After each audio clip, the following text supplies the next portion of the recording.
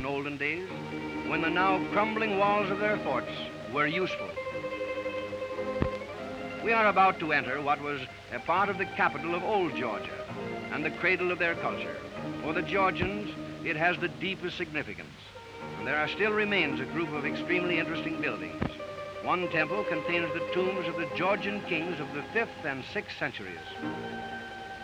But today, all that is left of this once glorious city are a few buildings used by the nuns as a cloister of study and for a home. But they welcome the passerby and freely offer him their limited hospitality.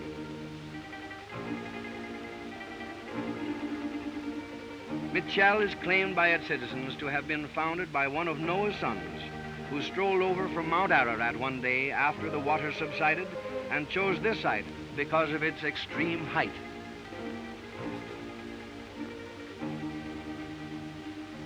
And as we again get into our automobiles and continue our journey, we look back at the forbidding walls and their plain parapets, and we dream of the 14 centuries of history that they have been looking down upon.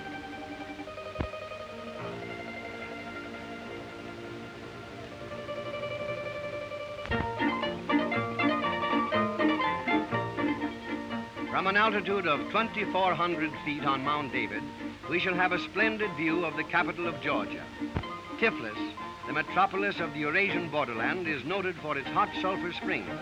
As a matter of fact, the word Tiflis is derived from the ancient Georgian word Tbilissi, which means warm springs.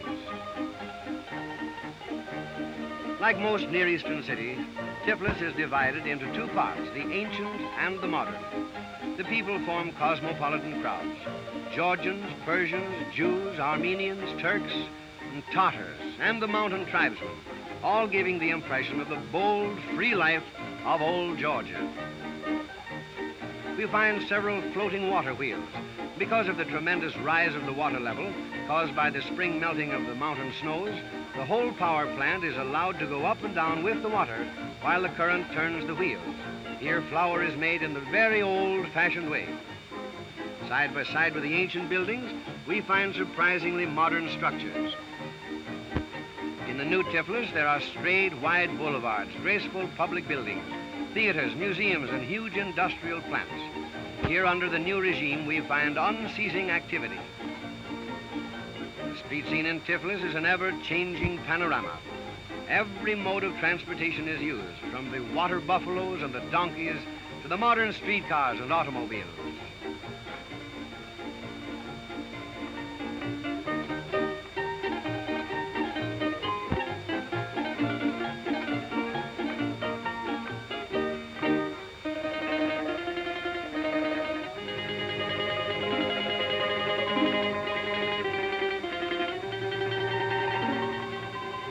The marketplace is indeed colorful. Here over 80 languages are spoken, and the vendors offer the rugs of Persia, the laces of Armenia, and the hammered brass handicrafts of the Orient. Directly above Tiflis rises Mount David. Here is located the famous pleasure resort, which we reach by means of a cable car that carries us up over 2,000 feet.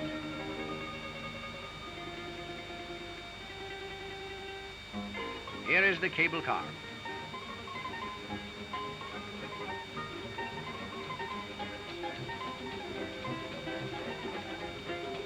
In this resort, we see Russia really at play. Men, women, and children join in the fun.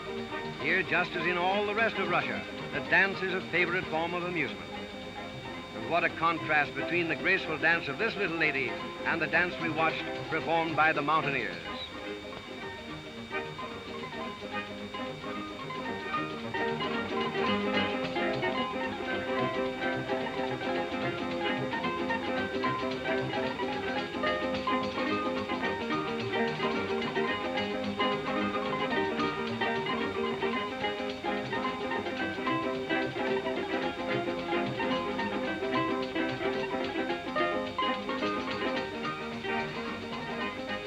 In this section, the music is very meaningful. The history of the Near East is written in their folklore and in their song.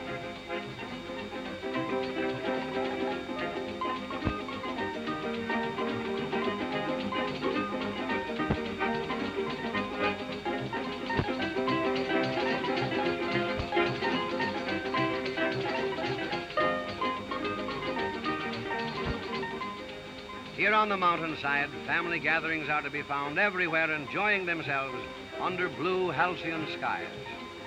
And at sunset, when the lights of the far-flung town gleam through the blue dusk, from that vantage point, there is a view that once seen lingers long in the memory.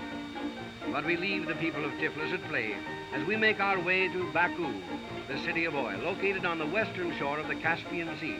It is the largest port of the Caspian.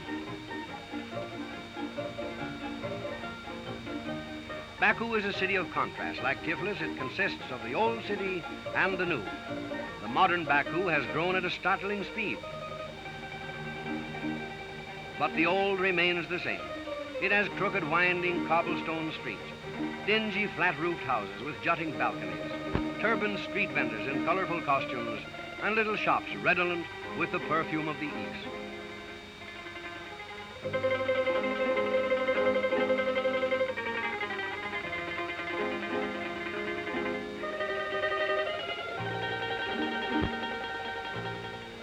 The new Baku owes its rapid growth to the development of the oil fields. Here we find a veritable forest of oil wells. When American methods were introduced, Baku became the third largest oil field in the world. Already there are 2,000 wells in operation, and the drilling of others goes on at an ever-increasing speed. Oil is pumped through pipelines from Baku completely across the Transcaucasia to Batum on the Black Sea, a distance of over 600 miles. The road to Batum leads us through the town of Kutaisi, and here again we find characters of the countryside on their way to market, carrying their strange wares. The market brings together the many types that make up this borderland country.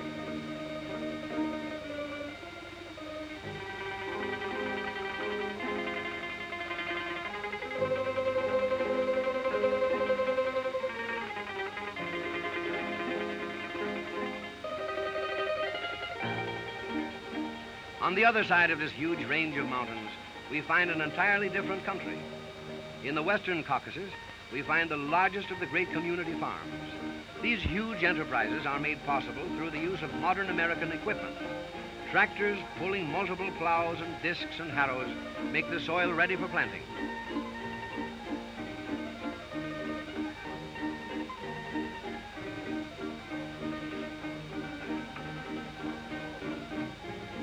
When the women in Russia were emancipated, they took upon themselves the responsibility. You will find them shoulder to shoulder with the men, developing the new Russia. Acre after acre is cultivated. Men handle the modern machinery, and women do their share in the fields.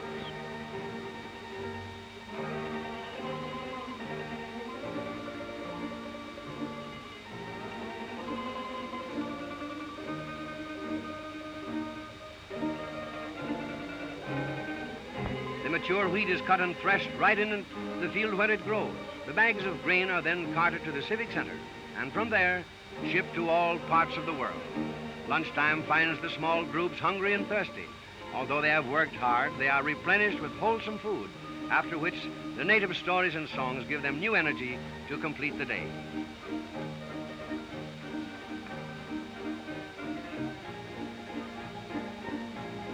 Often we see entire families on the road. Mama drives, Papa pushes, and the children have a hayride.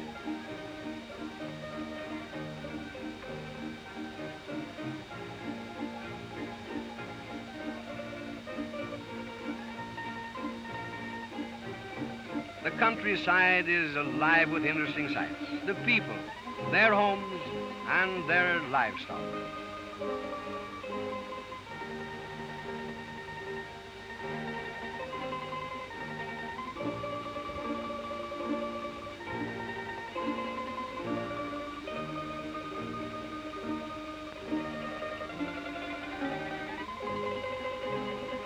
But of all the colorful characters in Georgia, perhaps the best known and most talked of is the self-appointed guardian of the ruins of the Temple of Bagrat. Here is a man who has come down with the ages. Like the temple itself, he stands for the traditions of old Georgia. These ruins date from the 11th century.